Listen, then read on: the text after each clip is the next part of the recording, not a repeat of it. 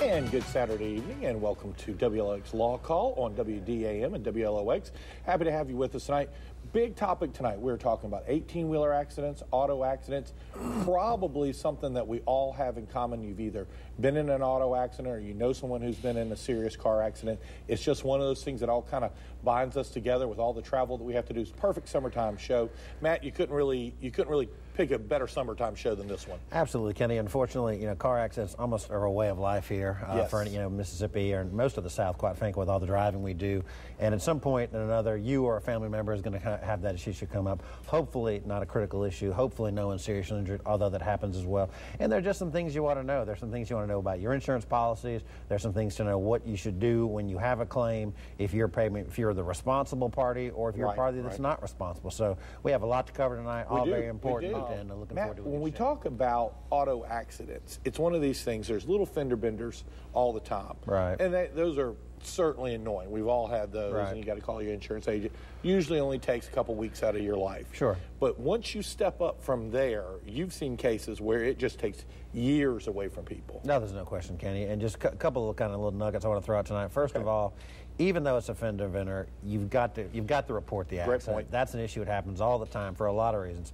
One is it's a criminal misdemeanor not to report the accident. Okay. Number two, what happens? We've all been there. A little fender bender, a tap on the bumper. Somebody comes out and says, "Here's my information. Sure. Let's just work this out." You don't want to be that guy. Well, unfortunately, you need to be that guy. You need to report it, because if you don't report, if you don't get a police report, the other party can deny it later, and then you're in a pickle. And sometimes, perhaps your injuries are worse than you anticipated. That happens quite a bit. It's very hard to assess exactly what your injuries are because the adrenaline's going, things like that, and so you just don't know. So always call the police, make sure an accident report is taken, for sure. And then if you need to, start thinking about notation and documentation. And absolutely, that's the great thing with cell phones, Kenny. That's true. People, now, getting pictures of the accident scene and the damage to vehicles and people's injuries, for that matter, bruising and that kind of thing used to be difficult. Now everyone has photos. Now it's routine in every intake that I do with a car accident. Everyone, I always say, "Well, do you have photos?" They look at me. Well, of course I have photos. Right. Yeah, what do you mean? What can we help you with? Hello, James. Hi. We were on vacation, headed to Miami, and we was like an hour out of Miami on the Florida Turnpike. Sure. And there was an accident up ahead of us, and the record company was trying to get to the accident, and they was on the inside shoulder, not the outside shoulder. Right. And they sideswiped my truck. Mm-hmm. Ooh. And when they sideswiped my truck, they knocked my mirror off and scarred my truck up real bad. And it's a brand new truck. Yeah. And they did just like you said. They said, "Well, look, we'll pay for it, no problem, or nothing." I said, "Well, I still want to get a police report." So I did get a police report. Good for you. And now they've yet to pay. Yeah. Do I need to get a lawyer in Florida, or is there a lawyer here in town that you can recommend me to? James, great question. Yeah, perfect summertime question. Yeah, it's a fabulous question. Thank you, James. And see, now you're glad you have the police report. Yes. So the first question I would do is see if you came into my office. Hopefully you made contact. The insurance company for the record service had contacted you, tried to reach out to you. I'd immediately touch base with them and see what the situation is about. Of course, obviously you have a property damage claim and see what happens there.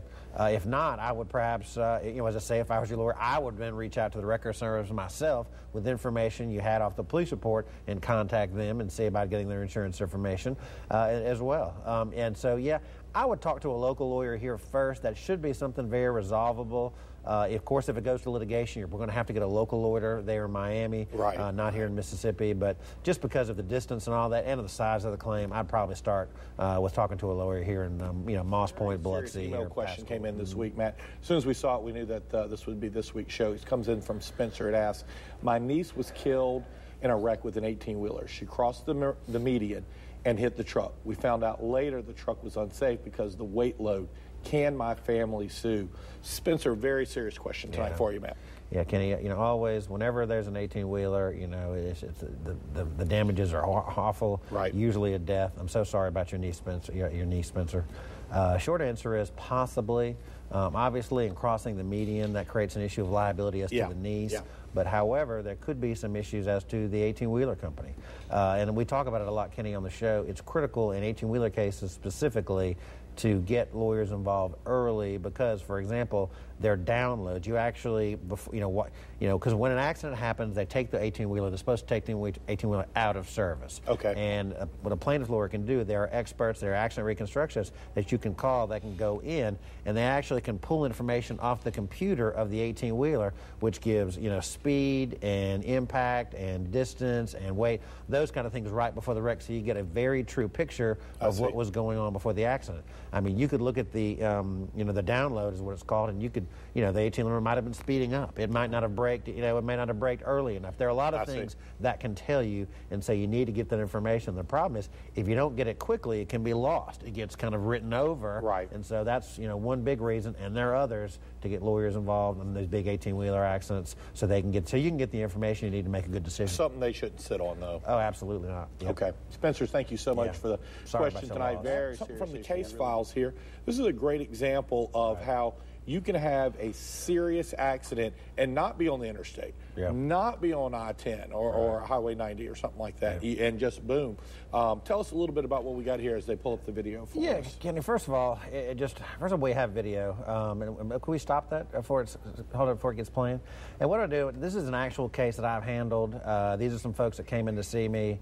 And what we're seeing now, Kenny, and you didn't used to see 10 years ago, even 5 years ago, there's so much video available from so many different sources. So many, we talked about cameras earlier in the show. Video now is becoming so prevalent in cases. So, I mean, as we're going to do the rest of the season, I've got a number of cases that have video, and I think people find it interesting. And so this is just kind of one example. So here, we got some people that came in, hired me, and as happens a lot of times, become friends. So my client is there. She's going to the grocery store. She's in the blue. She's in the blue. She's got a blue shirt. Right thing. Everything. Something everyone in this room has done 1,000 times. Everyone at home has done 1,000 times, thinking nothing of it. Right? It's just a parking lot. What could possibly go wrong? The red arrow shows, Matt, where she is. She's a little hidden over there right now. Yep. She's actually in a minivan. She's putting her groceries away. This is a lady in her late 60s in good health. Once again, you can't really see, but I know that she's not in the van as of yet. You can see her moving around there in the top left-hand corner. And then look at that, Kenny. Big collision right there. It started off so simple, Matt, like a little fender bender in the parking lot, and here it is in slow-mo. It starts off as it just is just a little fender bender back there, and then the acceleration and the impact. Kenny, how many times have we all been loaded groceries from a grocery store? Sure. Thousands and thousands of times, and look what happened. She was, as you could probably well imagine, she was seriously injured. That put her in ICU for over a month. Oh, my gosh. But she's okay. She's very resilient, a tough lady, and she's back on her feet. Thank goodness. But also, kind of interesting point, and luckily for her, and something we talk about a lot on the show, is that she had a decent amount or a good amount of uninsured motorist coverage. Really came into play here. It did, because the vehicle that caused the accident only had $25,000, and let me just say, she was in ICU for over a month, and so her bills were astronomical. Right. But thank goodness, she and her husband both had underinsured motorist coverage, and so their own insurance kicked in, and so she was able to get her medical bills and a nice recovery, and more importantly, she's healthy and moving around. And in fact, I saw her about 30 days ago. She just stopped by the office just to say hello, and she's doing well. And so, but that's just an example, Kenny, of whenever even in a parking lot, even when you're not doing anything wrong, that's when things can happen.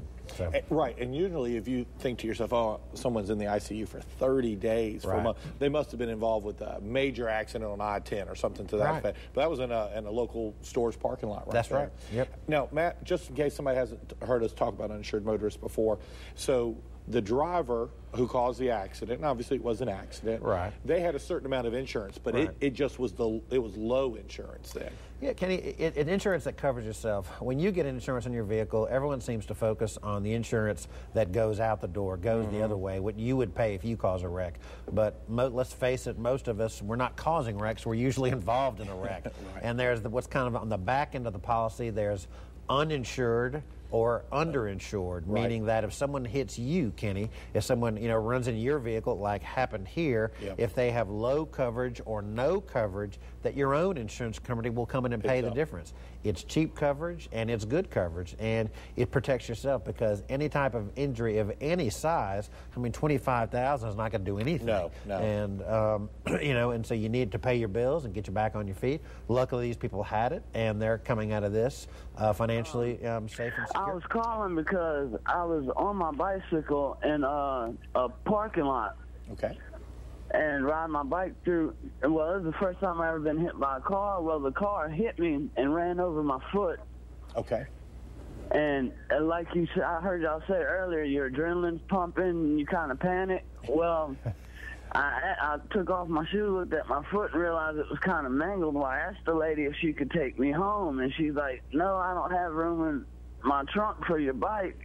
So I figured while the adrenaline's still going, I'd hop back on my bike. Josh, I got to jump in there, buddy. We're like down to 45 seconds. I'm sorry about that. Matthew, he did Josh, not you need to make a claim. Yeah, he didn't get a police report. Okay, well, Josh, it is what it is. Hopefully with your phone, maybe you took a photo of a license plate or at least a description. If that didn't work, Josh, you just need to go down to the police department and just give the best details you can to start that process. You've got to locate that person, hopefully have a phone number or some way to contact them, at least license information on that person so you can begin that process. But I would tomorrow call the police department and just say, hey, I should have done it. We didn't call the police. But I'm doing it now, and then start that process now sooner than later. Josh, we'll be back next week with Ask Us Anything, so call us in. But until then, good night.